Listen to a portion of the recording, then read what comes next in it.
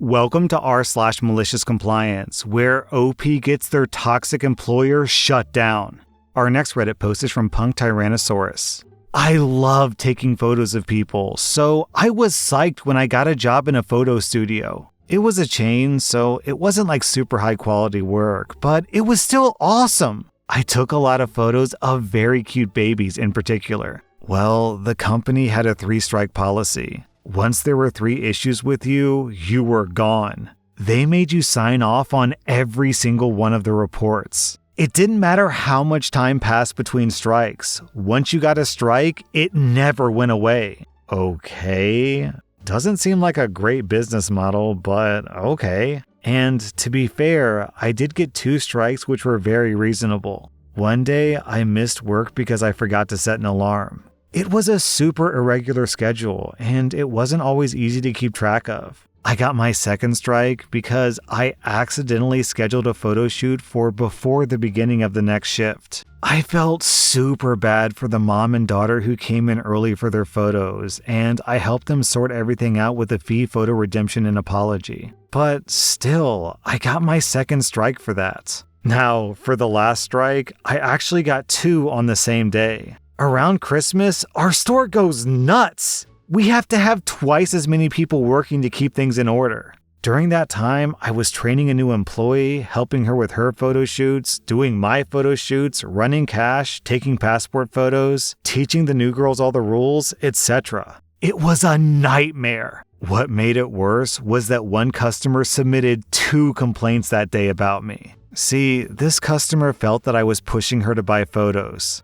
Literally all this company cares about is pushing the photo packages, and I was instructed relentlessly to do it more and with more energy because I didn't make enough people feel they had to have them. So, great. I convinced the customer to spend money instead of just giving them free things. Just like the company was always yelling at me to do, and I got a complaint for that. Great. And then the other complaint was even more ludicrous. The customer felt that I was being too bossy with the other photographer, the one who didn't know how to do her job yet, so I had to tell her how to do things. Apparently, I deserved to be fired for telling her how to do things. I was heartbroken. It's been a few years now, so I've gotten over it, but I was so happy working as a photographer. But here's where the malicious compliance finally kicks in. You see, because of my nature, I end up doing a lot of work that isn't actually my job because I want to help.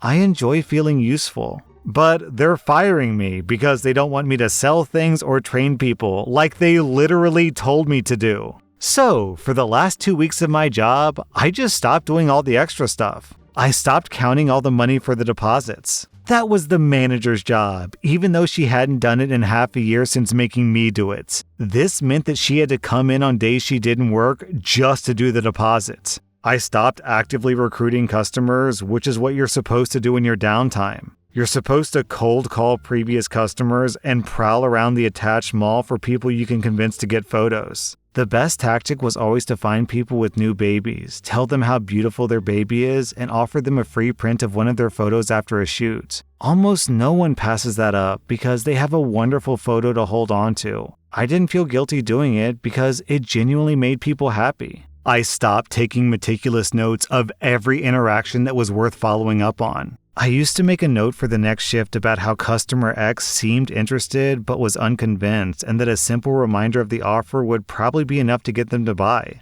Or I would make a note about someone who forgot their passport photos and whether or not they paid already. And then, on my last day, the truest malicious compliance happened. They wanted me gone, so okay, I took my name tag and packed it away. I went to the photo studio and grabbed the kids' toys that I'd bought to help get the young ones to cooperate. I cleaned up all the things that I had laid out neatly for easy preparation and put them back in storage. I cleaned up the counters to get rid of all the notes and passport photos that weren't claimed that day because that's what we were technically supposed to do. Also, over the 9 months working there, a number of issues had come up with the things that we worked with. For the passport photos, we needed a paper trimmer to slice off the edges quickly and neatly, and we had one when I started, but it broke. I bought the replacement, and that one broke too. Still, we needed one, so I brought in another replacement. We also got our stapler stolen. No worries, I had one at home that we could use. Also, the keys to the store were super tiny.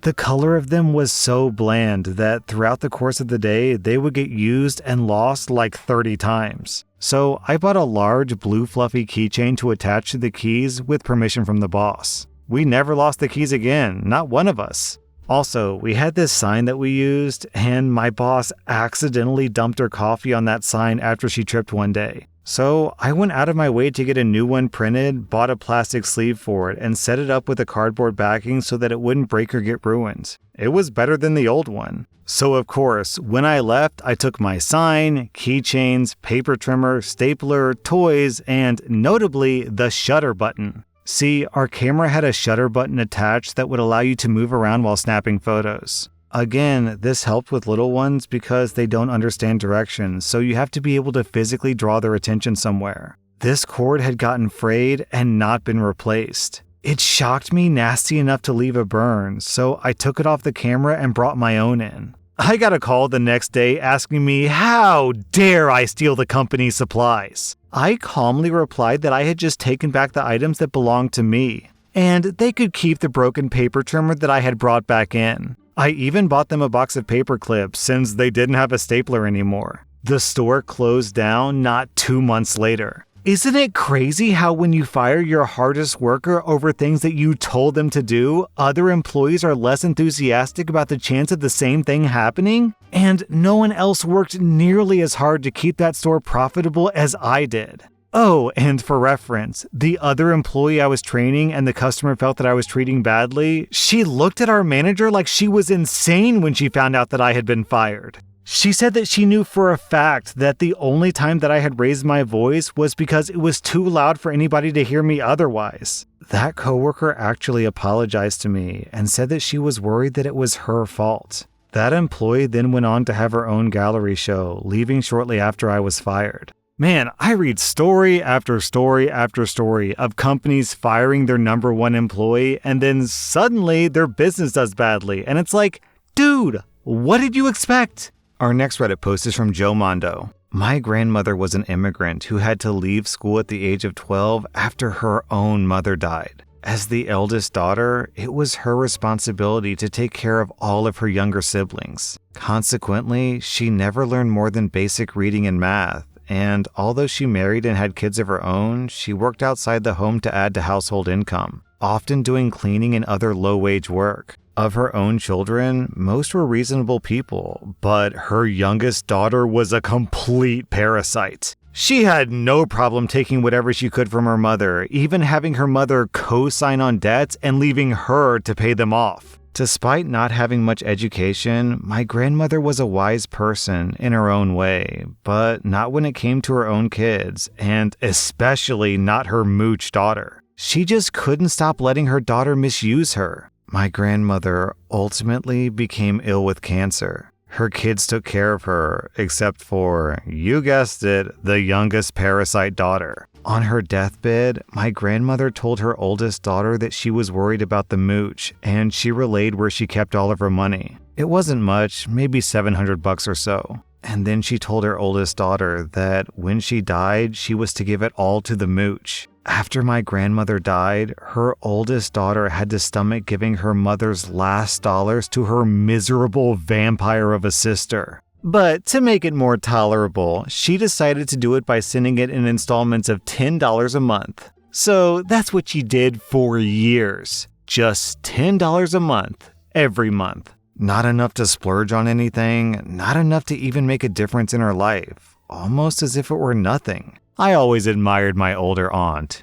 She knew how to hold a grudge. Down in the comments, someone asked OP whatever happened to the parasite daughter, and OP replies, she tried to mooch off of her siblings, but wasn't very successful. She got my father to co-sign for a credit card or a loan or something, and then left him with $10,000 in debt. After that, he completely cut her off. She went on in her incredible low-life way, always going from one skeezy guy to another. I hate to think that I have any genes in common with her. On the other hand, I have genes in common with my other aunt as well, and that's something that I treasure. Our next Reddit post is from Bowser Danger. This happened in 2018, pre-pandemic. I was working at a nuclear power plant in the mid-Atlantic. Once or twice a year, we would get a heavy snowstorm, but we were far enough south that the local government wouldn't plow or salt anything other than the main roads. The power plant has a policy during inclement weather that no matter how long it takes you to get to work, if you make it in, you get paid for the day. Otherwise, you have to take a vacation day. I, like a majority of the workers, live in the closest large city, which is an hour away. The drive to the power plant is half interstate and half hilly, curvy country road. I wake up and see that we've gotten about 10 inches of snow overnight, and I text my supervisor to ask if I can work from home. I have my laptop with me, I don't have any work going on that I would need to be inside the power plant for, and I'd mostly be reviewing paperwork all day. My supervisor tells me the policy for inclement weather and that he was at work already and the roads weren't that bad. I reiterate that I would just be sitting at my desk doing paperwork when I eventually get in. He is hearing none of this and tells me that I'm not allowed to work from home. I need to drive 50 plus miles to work or take vacation. I didn't even bother to respond and decided to take a vacation day. I head to a local store about a half mile away and pick up some snow sleds. I'd like to note that the roads were bad. I was driving a 4x4 and I had some trouble getting to and from the store. My wife and I do some sledding in the neighborhood, have some hot chocolate, and some other classic snow day activities. Around 11, I get a text from my supervisor. OP, are you able to come into work? Hardly anyone showed up because of the snow. There's a document that we need reviewed, and we really need you here in case we need someone to do something in the power plant. I tell him, sorry, but I'm taking vacation today as per the policy. He tells me that he's emailing me the document to review and he can sign it for me if I approve. I replied, I would take a look at it if I could, but my supervisor told me that I wasn't allowed to work from home. He never responded to that, and I never heard anything about it, but I didn't have to work that day, which was nice. Bonus malicious compliance. I'm a salary employee, but I have to record hours worked on a computer program. Our real HR policy says if any employee works any part of the day, they'll be paid for the whole day. So I put in 10 minutes of work time for the time that I was texting my supervisor, and I didn't have to record any vacation hours. He approved my timesheet for 10 minutes of work, and I saved a day of vacation. Our next Reddit post is from Rowiso. I am a nurse at a large hospital. The floor that I worked on was selected to be the COVID unit during the first and second waves. More nurses than not were catching COVID. So whenever I got an inkling of being sick, I would call out and get tested. Now, if I tested positive, then I would get 2 weeks off without penalty. But I tested negative, so I returned to work. I got called into the office and got a verbal warning because I had one too many sick days. I said to my manager, "You realize that we're in a pandemic, right?" She says, "Yes, I know that, but we still have to stick to the original policy." When we clock in, there's an electronic message that pops up on the time clock that reads, "During the pandemic, we need to self-monitor ourselves, and by clocking in, you're declaring that you're fit to work." There was no adjustment to this policy, even though we were a COVID unit during a pandemic. So I would either have to lie about feeling sick when I clock in, or call out and get in trouble. Here's where the malicious compliance comes in. I had always picked up a lot of extra time in a sister department. Not because I needed the extra money, but because the hospital was always short-staffed. My manager didn't like the fact that I picked up extra time in this other department. She wanted me to pick up extra time in our department. So she said, "As punishment, you can't pick up extra time in the other department for 90 days, which is the length of my disciplinary period. You should be responsible enough to pick up extra time in your own department." So, since I didn't need the money, I didn't pick up any extra time in that period. I got called almost every single day to ask if I could come in because they were short-staffed. One of the reasons they were short-staffed was because our sister unit was even more short-staffed and the nurses on my unit were getting pulled over to go work there. If only more nurses picked up extra time in that other unit. At the end of the 90 days, I was told that I could pick up extra time in the sister department again. At which point I handed in my 2 weeks notice and told her that I accepted a position at another hospital. She then told me that because of my years of service, I had to give 4 weeks notice. I told her, nope, That's just a courtesy, so I'll extend the same courtesy I got when I needed to call out sick. Man, OP, you're a better person than me. I really don't understand why people give a 2 weeks notice to their toxic managers. Like, if I've got a boss who's always giving me a hard time, then when I want to quit, see ya, wouldn't want to be ya. That was r/maliciouscompliance, and if you like this content, check out my podcast where I publish the exact same episodes. Also, hit that subscribe button because I put out new Reddit videos every single day.